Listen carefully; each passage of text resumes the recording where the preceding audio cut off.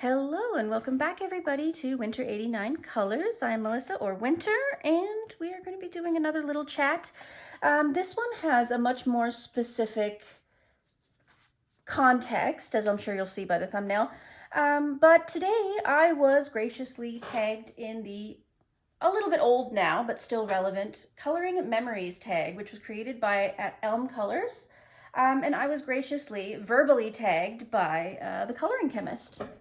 So I am going to go through these questions. I'm just going to do a page out of Kameliya Angelkova's 50 Halloween Fairy Houses, given the time of year. I probably won't finish it. I'm going to try to keep this video to less than 45 minutes if I can. I know I like to keep things just a little bit shorter so people can try to fit in as many videos into their day as they can. And I'm going to start with a base of alcohol marker and see where we go from there. I will be using the Ohuhu Honolulu set, using the brush and broad tip, probably mostly the brush.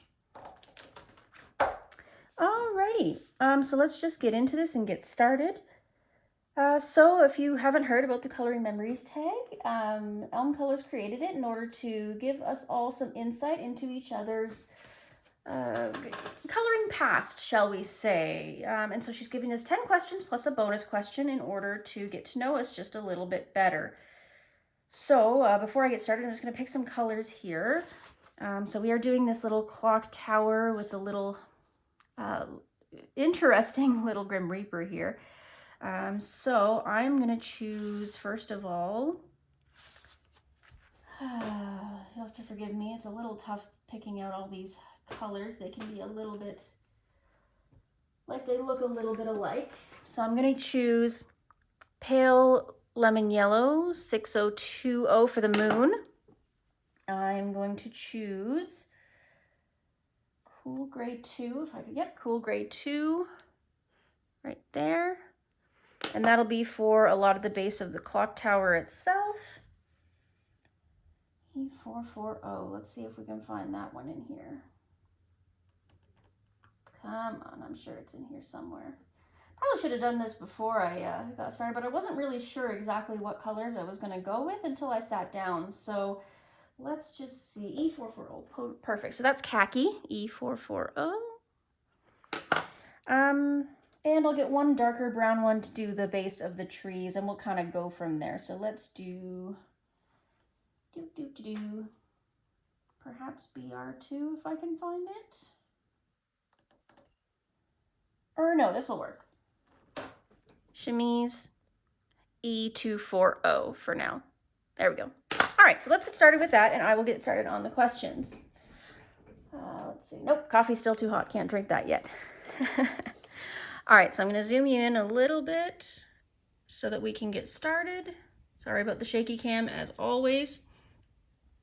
Eventually we'll have a better setup, but as you can see, I've got a full desk this time instead of just that little table. If you've seen my videos before, you've seen that I was kind of crunched in a little bit, but my husband and roommate were kind enough to bring down my full art desk, which is fantastic. So, oops, I better get a protective sheet for behind there. You can almost see the image behind. That's how thin this paper is. So I'm going to throw, yes, one of my finished. All right. Let's get started on these questions. So question number 1 is, did you have a favorite coloring book or books as a child? And the answer to that is I did. I hear a lot of other colorists doing this tag, and I find that I'm really surprised to see that a lot of them have very little memory of coloring as a child. I'm quite different from that. I remember coloring quite vividly. It was a really big part of my childhood. So I spent a lot of time alone, so coloring was a really easy way to spend that time. And my dad always encouraged me to continue coloring. He always thought it was good for your mental health and for keeping the brain active at any age. So he used to color with me a lot, so that's nice. But anyways, my favorite book I can very distinctly remember being Disney books. I mean, they were still that really thin craft paper, you know, not exactly quality books, but I remember going to Byway of all places and picking up this Lion King coloring book. I was so Lion King was the first movie I ever saw in theaters, so that was pretty exciting. I was really big into the Lion King when I was little. So Yeah, it was definitely my Lion King coloring book. So number 2, let's see. Your go-to art supply as a child. For me, really, realistically, it was anything that I could get my hands on. I just loved coloring as it was. It didn't really matter what I was coloring or what I was coloring with, but it always was crayons. I always really enjoyed Crayola crayons. I always had them around the house.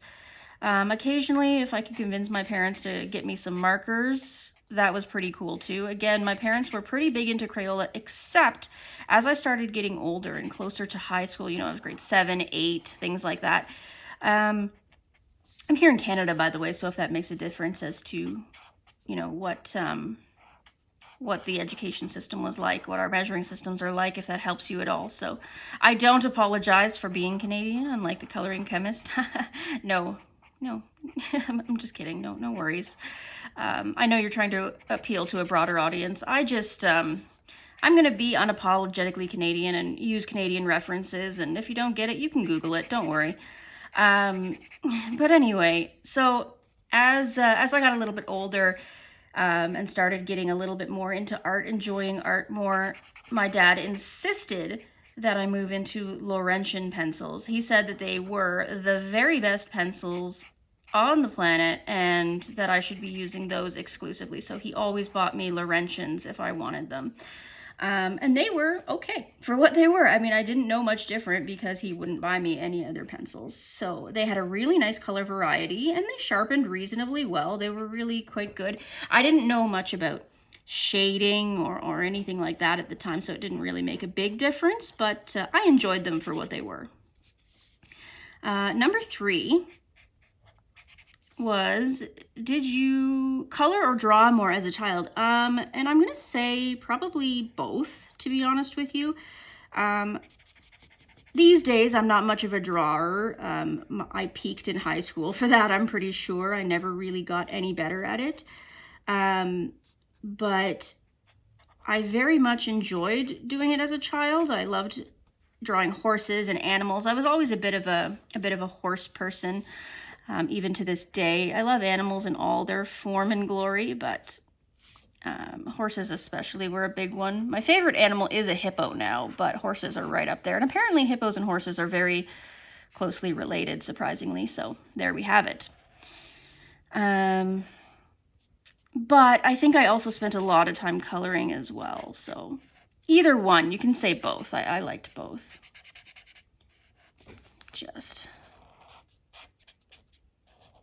I didn't name these colors as I was going because, like I said, I showed them to you at the beginning, but I probably will when I come to the browns because they're a bit closer in color. So I'll try to let you know what color I'm using if I remember. There we go. All right, so do you have a favorite coloring memory as an adult or a child? This is number 4.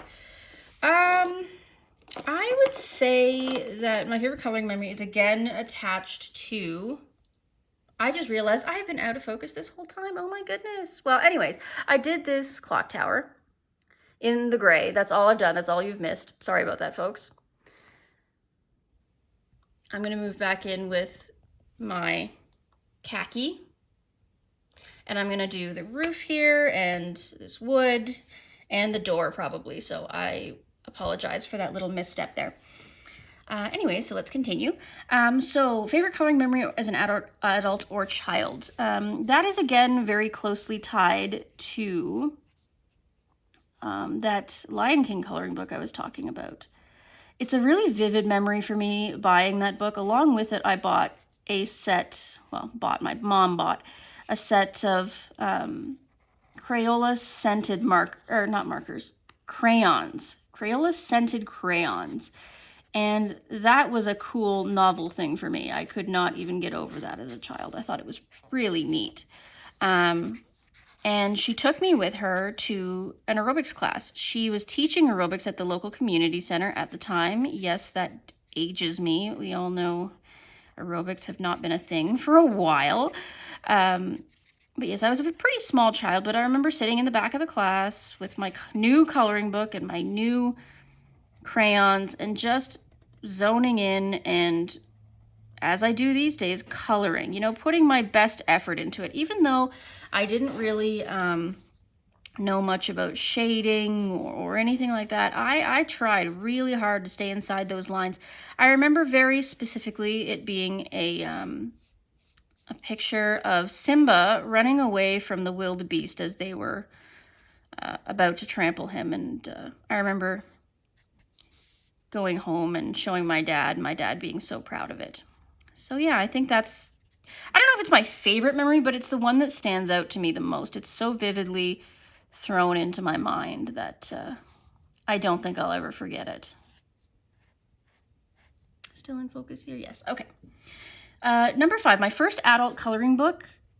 I think it was Lost Ocean by Joanna Basford, if I'm not mistaken.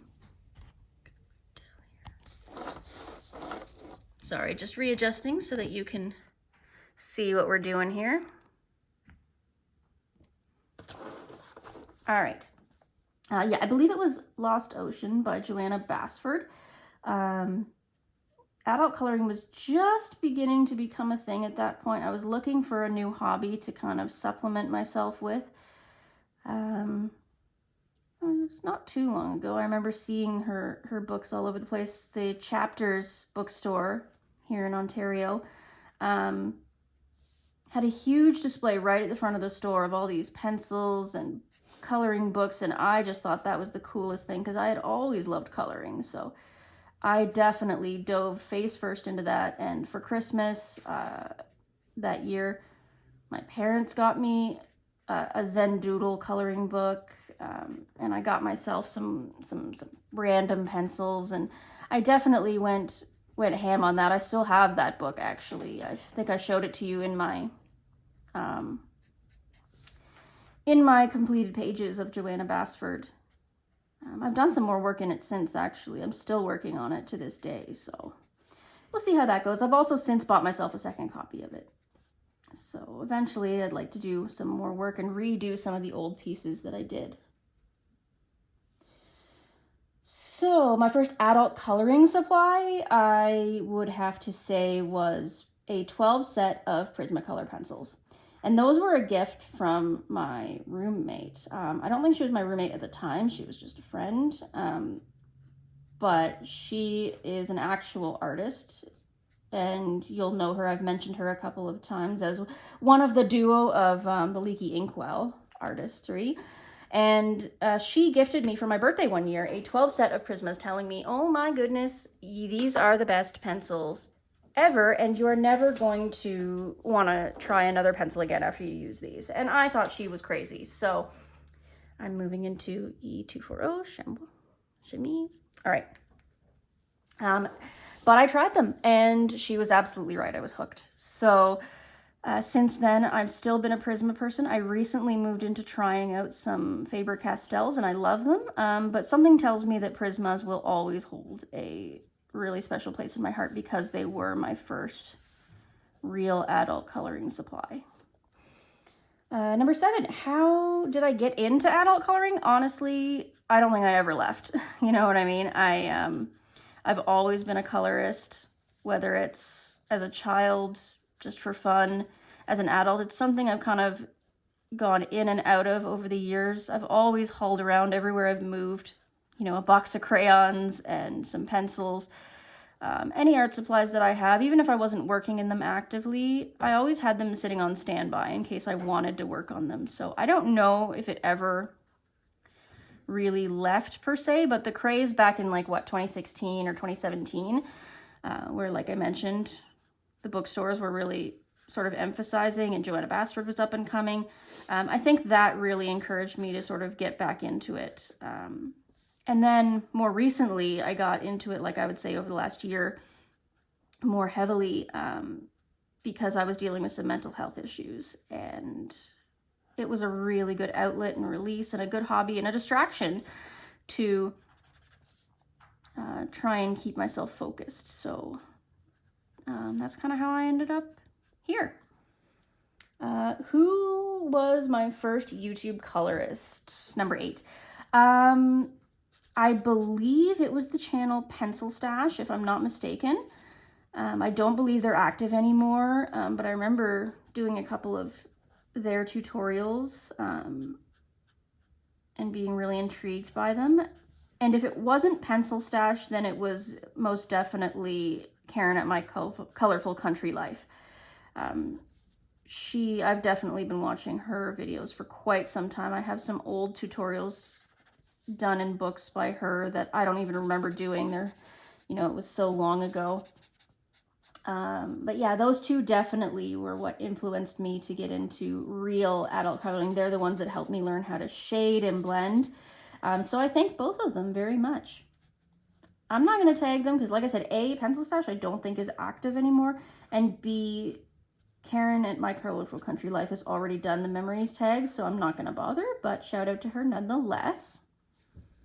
Number 9, the first page I was ever really proud of. Well, I mean, if we're going back in time, I guess we're going to say that Lion King one that I already mentioned.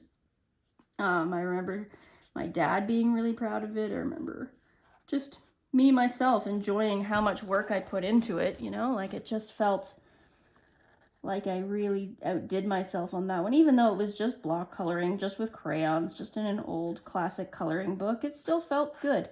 I'm not sure. I mean, I think also if I had to say adult coloring specifically, it would probably be a Kirby Rosanus page, and it was The Raven. Give me a second here, actually. I will just see if I can grab that and pull it up for you. 1 second.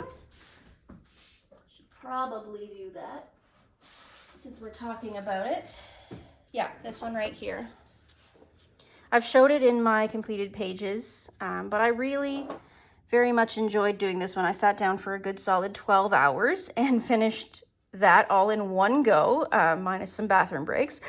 But yeah, that was done with my Prismas. I think it was the first coloring, like adult coloring page I ever really truly finished. And yeah, I'm really proud of that one. So I think that was the first one. We have to go there. All right, let's get back into this. Where were we? Number 10. What made you think you were a real adult colorist? Whew, boy, I think it was just when I was sort of able to keep up and understand other people's tutorials and color alongs. I think once I found myself able to blend and shade and things like that, I think that's when I really just started going, yeah, I belong here. I kind of feel that way. Maybe also when I started collecting more supplies that other people had.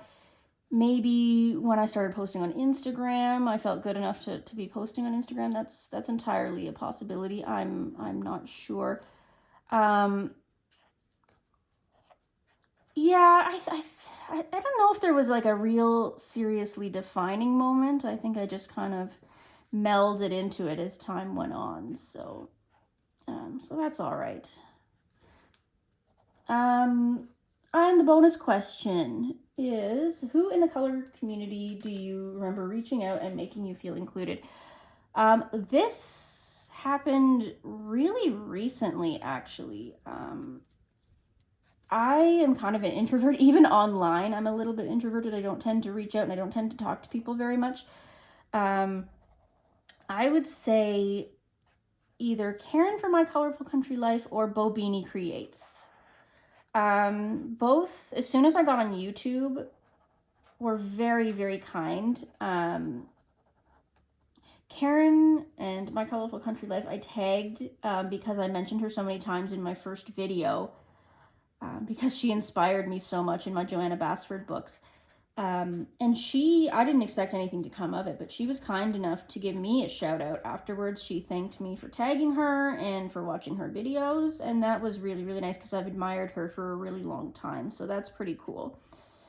But it was Bobini Creates who actually reached out to me, I think. She saw my videos and just sort of welcomed me to the community and let me know that she was there if I wanted to, talk or collab or, ask anything. So that was really nice. So thanks, Bobini. I appreciate you being basically the first one to really on their own step up and say hi. So that was really, really nice of you, and I really appreciated it.